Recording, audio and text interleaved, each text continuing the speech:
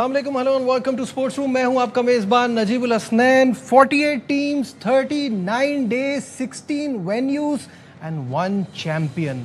What an unbelievable World Cup and what a great final, deserving champions।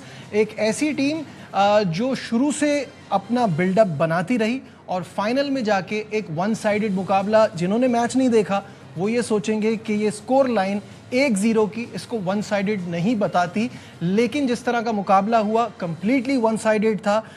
पूरी तरह से dominate किया Spain ने और स्पेन को 16 साल लगे दोबारा चैंपियन बनने में। कमाल की बात यह है कि ये कोई बहुत स्टार स्टडेड टीम नहीं थी। जब 2010 की टीम को देखें तो उस पर हर पोजीशन पे खेलता हुआ बंदा एक सुपरस्टार था, लेकिन यहाँ ऐसा नहीं था। सबकी मेहनत, डेडिकेशन और ज़बरदस्त परफॉर्मेंस की बदौलत उन्होंने ये टाइटल अपने नाम किया।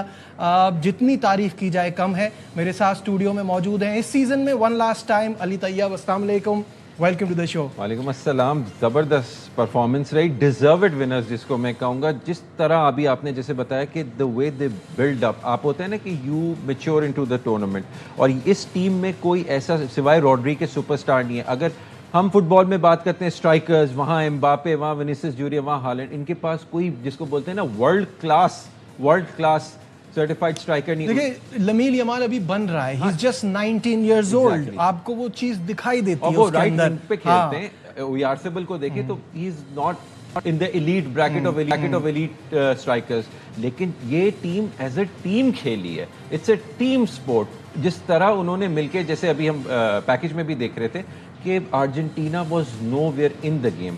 1-0 does not tell the whole story. ये तो फुल जिसको बोलते हैं डोमिनेशन थी और बाद में डिमोलिशन थी।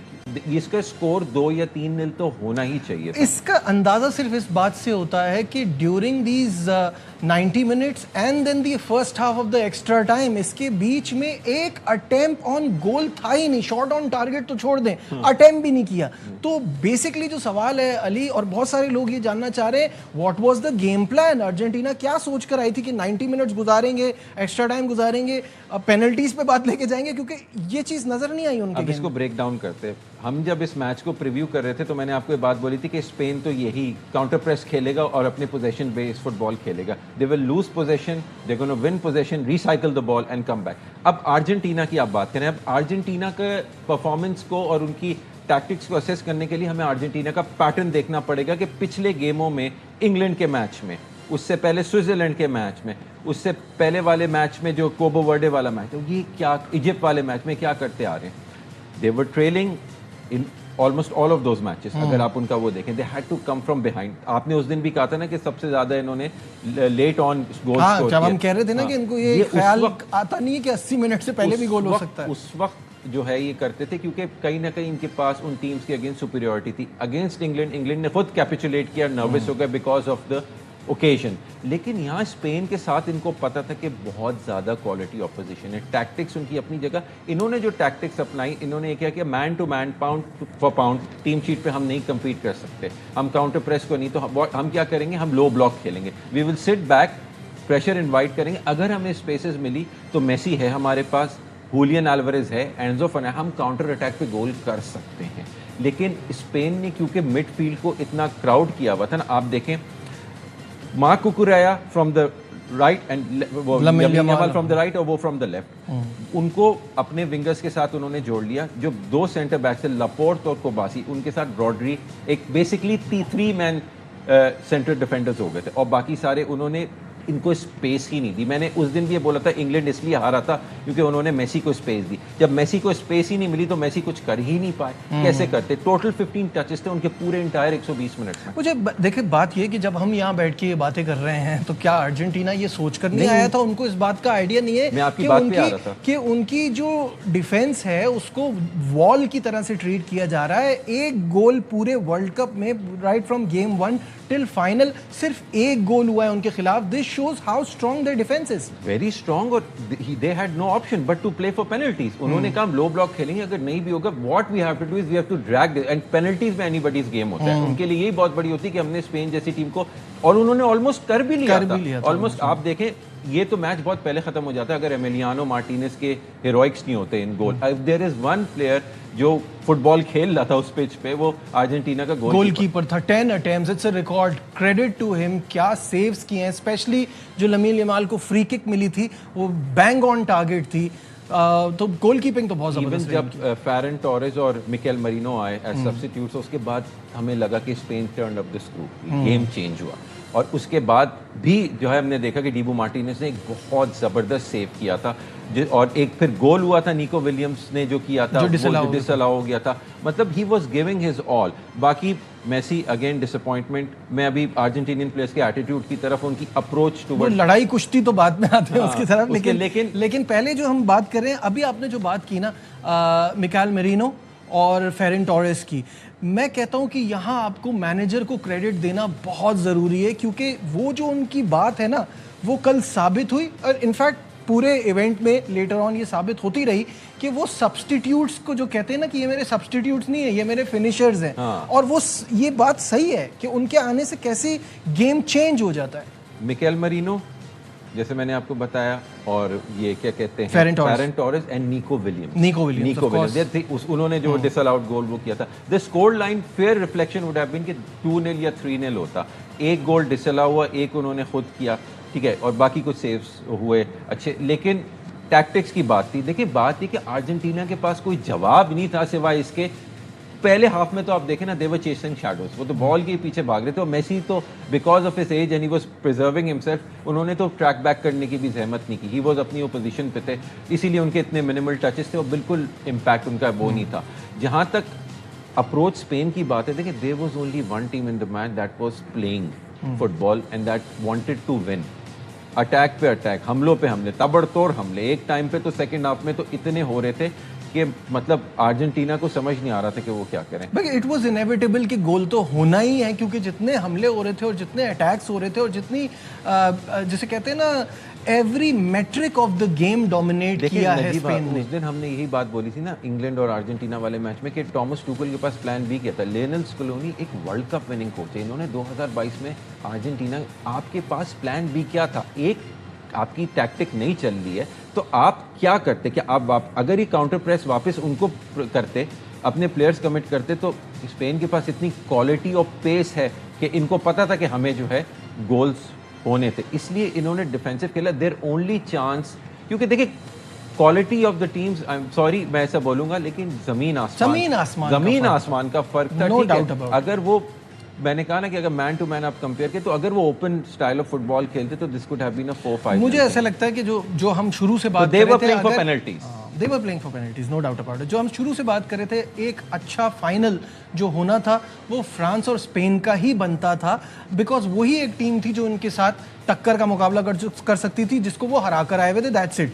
अदरवाइज अगर इंग्लैंड भी यहाँ होता तो कोई, मेरे हिसाब से मुझे ऐसा लगता है कि कोई मैच नहीं था। आई थिंक ये बात आपने ही कही थी उस दिन यहाँ शो पे कि फाइनल हो गया फ्रांस और स्पेन का। That was the final basically, जो दो टॉप टीम इस टूर्नामेंट की थी। इंग्लैंड अगर आ जाती, प्रॉबेबली वो थोड़ा सा ओपन फुटबॉल खेलते, लेकिन फिर स्कोर लाइन थोड़ी और एम्फैटिक होती, 1-0 नहीं होती, 2-3, 4-0 हो जाती, लेकिन आउटकम यही होती।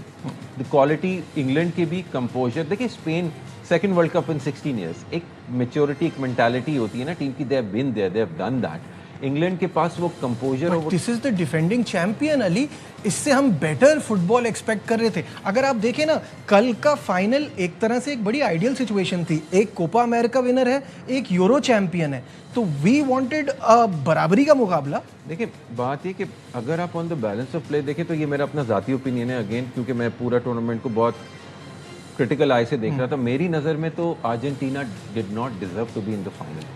There were better teams that could have put up a better show, ठीक है? उनके साथ जो भी controversies और favorable decisions उन्हें मिले, I think कोबो वर्डे नहीं तो एटलीस्ट इजिप्ट के टाइम पे ही they should have been, या स्विट्जरलैंड वाले टाइम पे they should have been out from the tournament, but वो यहाँ तक आ गए तो इतना बड़ा spectacle, I mean 25 fouls, ठीक है? It's an embarrassment for a former champion, 3 दफ़ा के आलमी चैंपियन एज अर्जेंटीना, कि आपने पूरे 90 मिनट्स क्या first half of extra time में आपने एक अटेम्प्ट नहीं रजिस्टर की। आपकी पहली अटेम्प्ट ऑन गोल 170वें मिनट में आती है, जो 3 मिनट फ्रॉम एक्स्ट्रा टाइम खत्म होने से। सो आई मीन अप्रोच इतनी नेगेटिव फुटबॉल, बिल्कुल एंटी फुटबॉल खेली गई है अर्जेंटीना की तरफ से। I mean as a world cup final spectacle ये क्या था, उससे बेहतर तो third and fourth place playoff match हुआ, इतने जबरदस्त स्कोरिंग रही। बिल्कुल। खैर, let's talk about Ferran Torres. मतलब उनकी जिंदगी का मेरे हिसाब से वो हाईलाइट होगा जो गोल उन्होंने स्कोर किया। द किड फ्रॉम बारसा, 26 साल के हैं वो, और उन्होंने वैसे इस टीम में 8 बार्सिलोना के प्लेयर्स हैं अली। 2010 में भी 8 थे जब वो चैंपियन बने थे, तो बारसा का कितना बड़ा रोल होता है ये हमें इससे पता चलता है। खैर, फेरन टोरेस के इस गोल के बारे में और उनके बारे में बताइए, किस तरह का देखा उनकी परफॉर्मेंस आपने? देखें, अब सबसे बड़ी बात है कि वो खेलते हैं लमीन यमाल के साथ इन बार्सिलोना, एंड इस वक्त बार्सिलोना की टीम जो है इस वक्त ट्रांजिशन में, and they are allowing young talent to flourish. अब वैसी नहीं है जैसी होती थी एक जमाने में, वैसे स्टार्स नहीं है। You don't have the Ronaldinhos and the Messis and the Puyols, वो वाली टीम अभी नहीं है, या चावीज एंड इनिएस्टास, लेकिन ये एक डेवलपिंग टीम है। अभी ला लीगा भी जीता है उन्होंने, ये एक स्पेनिश चैंपियंस हैं और अब वर्ल्ड चैंपियन स्टेज में आए। देखिए, Ferran Torres is a very good striker, ये काफ़ी अरसे से बार्सिलोना में खेल रहे हैं। लमीन यमाल तो अकेडमीज, ये लमीसी अकेडमी से आते हैं। He is a very good. आपने देखे ना वर्ल्ड कप फाइनल, मौका, कंपोजर, फिनिश आपको कैसी लगी? आपको कोई नर्वसनेस या जो बोलते हैं ना समटाइम्स जो ओकेजन जो है वो आपको नर्वस कर देती है, आपको स्पेनिश प्लेयर्स में कहीं भी ऐसा कुछ नहीं दिखा? बिल्कुल भी नहीं दिखा। जबकि it's very frustrating that you are attempting so much, you are giving your 100% और गोल नहीं हो रहा, उसके बावजूद भी कहीं पैनिक सेट इन नहीं हुआ उनके अंदर। आपने मैं सबसे ज्यादा स्पेन टीम में, स्पेनिश टीम में मिकेल मरीनो से हुआ। He did it against Portugal, he did it against Belgium continuously. कि आप बोलते हैं ना कि जो जॉब इन हैंड टास्क है आपको वो दिया एट ए छोटे से टाइम पीरियड के अंदर, 10 मिनट की विंडो, 12 मिनट की विंडो। और ऐसा नहीं है कि सामने वाले को पता नहीं था, उनको पता था वो इसी काम के लिए आया, लेकिन रोक नहीं पा रहे। वो आए, फेरन टोरेस आए, एकदम अर्जेंटीनियन डिफेंस में जो है वो बिल्कुल ही जो है ना, जिसको बोलते हैं ना, this is what you call plan B, जो हमने स्पेन की तरफ से देखा। Argentina, I am sorry for all that they have been, and Messi obviously बहुत, ही is one of the greatest of all time, लेकिन they didn't have a plan B and they were playing for penalties. It was very, very disappointing and negative football from. Break पे जाना है, लेकिन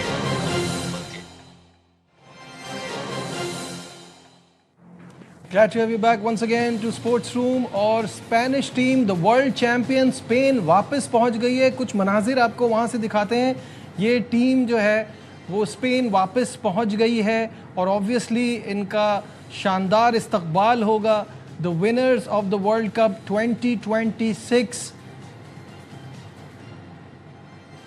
हमने इसी programme में आपको बताया कि इस टीम में कोई ज़्यादा सुपरस्टार्स नहीं है, but what they did, what they have achieved is just unbelievable. जिस तरह से ये खेले हैं इस पूरे वर्ल्ड कप में, शानदार परफॉर्मेंस दिखाई है और ज़्यादातर अवार्ड्स भी अली स्पेन के खिलाड़ी ले उड़े।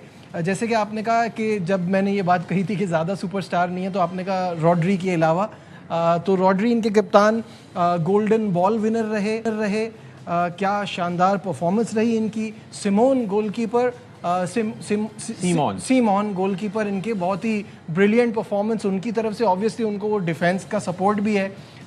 तो record number of clean sheets by Unai Simon. और आप ये देखें ना, बेस्ट प्लेयर जो गोल्डन बॉल है रॉड्री मिडफील्ड इंजन था। ही वाज द कैप्टन भी, और सारा जिसको बोलते हैं ना general in the midfield and orchestrator, पूरी टीम को वो करना, and used to sit in front of the defence. जो आपने अभी बात की ना, ये जो record number of clean sheets Unai Simon की हुई है जो वर्ल्ड कप करवाई, ये उन्हीं की वजह से थी। देखिए, जितनी भी अभी रिसेंट हिस्ट्री में मैनचेस्टर सिटी की सक्सेसेस रही, जो उन्होंने ट्रेबल विनिंग सीजन जीता, या स्पेन ने 2024 में यूरो जीता, उस साल 2024 में ये world player of the year, best player का खिताब जीते थे।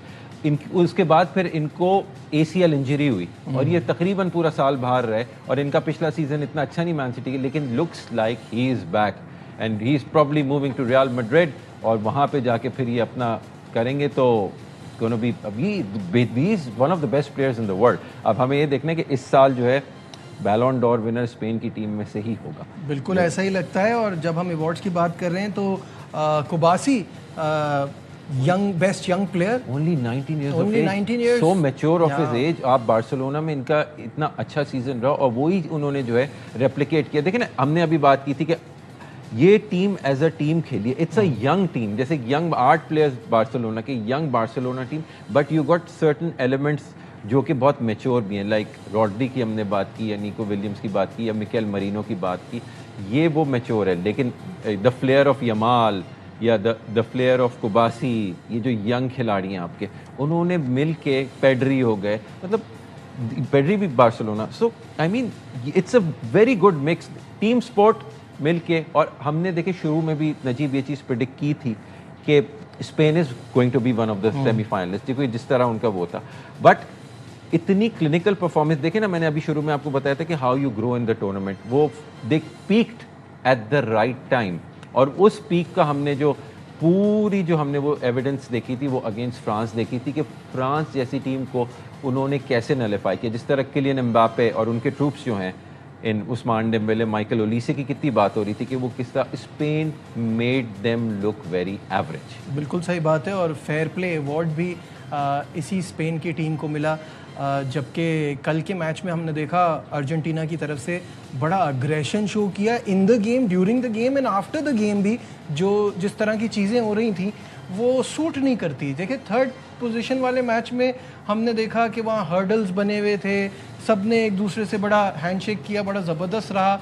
लेकिन फाइनल में जिस तरह आफ्टर द गेम हुआ वो भी कोई अच्छे साइट्स नहीं थे अली। नहीं, बिल्कुल भी नहीं। आई थिंक फीफा को अब इन रेट्रोस्पेक्ट इसके ऊपर एक्शन लेना चाहिए, क्योंकि देखें ये तो कुछ ज़्यादा ही एक्सट्रीम एक्शंस हो गए थे जो कि हमने कभी भी किसी भी फुटबॉल के मैच में आफ्टर द गेम नहीं देखे। और देखें नजीब, ये स्पोर्ट्समैन स्पिरिट की बात होती है।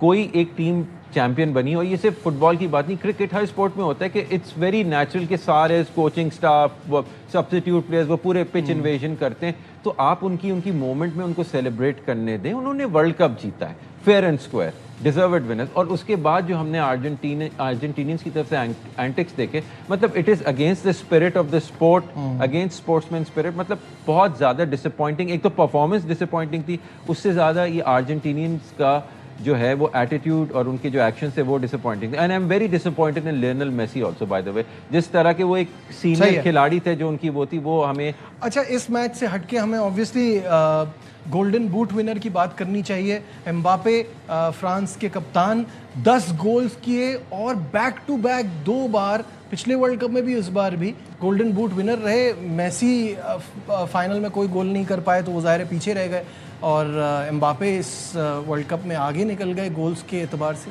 बिल्कुल। आप ये भी देखें ना कि किलियन एम्बापे ने किन टीमों के खिलाफ गोल स्कोर किए, सेनेगल के खिलाफ, नॉर्वे के खिलाफ, इंग्लैंड के खिलाफ। I mean look at the teams he has been dispatching. Paraguay भी बड़ा टफ ऑपोजिशन था एज कम्पेयर टू मेसी के जो 8 गोल थे, जिसमें से 3 तो सिर्फ अल्जीरिया के खिलाफ थे, फिर जॉर्डन के खिलाफ हुए, कोबो वर्डे के खिलाफ था या इजिप्ट के खिलाफ था। तो क्वालिटी ऑफ ऑपोजिशन भी तो आप देखें ना कि मतलब एम्बापे ने शो किया कि he scored against the big teams और back to back world cups. और इससे मुझे एक और भी चीज़ याद आती है जो आपने आई थिंक वर्ल्ड कप के दौरान में कहा था। आई थिंक जब मेसी ने वो most goals in the world cup का रिकॉर्ड बनाया था, आई थिंक यू सेड कि एम्बापे इसी वर्ल्ड कप के अंदर ही रिकॉर्ड क्योंकि वो नजर आ रहा था जिस तरह से वो खेल रहा है और जो उसकी एबिलिटी है और जिस तरह से पिछले तो वो वैसे ही हुआ। तो he is now the record goal scorer in world cup history. ये बात है। And first man to win back to back golden boots as well, so that tells a lot. यहाँ पे ये बात है कि अर्जेंटीना को और लियोनेल मेसी की थोड़ी सी लेगेसी की अगर हम बात कर लें तो ये 3rd वर्ल्ड कप फाइनल था लियोनेल मेसी का। 2014 में भी वो वर्ल्ड कप फाइनल में आए थे, जर्मनी से हारे थे, फिर 22 में जीते और अब ये हारे। तो 1 वर्ल्ड कप and 2 losses for Lionel Messi. तो ये बात है। बट आई फील के a lot of head scratching for Argentina। अब ये ज़ाहिर एक एजिंग स्क्वाड है और इनको काफ़ी जो है ट्रांजिशन की जरूरत है। अली बहुत बहुत शुक्रिया इस पूरे इवेंट के दौरान ये 48 मैचेस, 48 टीम्स, 39 डेज का जो हमारा साथ रहा, बहुत मज़ा आया। उम्मीद करता हूँ नाजरीन को भी अच्छा लगा होगा। Thank you so much. आज के इस ट्रांसमिशन का हमारा ये आखिरी प्रोग्राम था। What an amazing event, deserving champion Spain. उम्मीद करता हूँ आपने एंजॉय किया होगा। दीजिए अपने मेज़बान नजीबुल हसनैन को इजाज़त। अपना बहुत ख्याल रखिए। अल्लाह हाफ़िज़।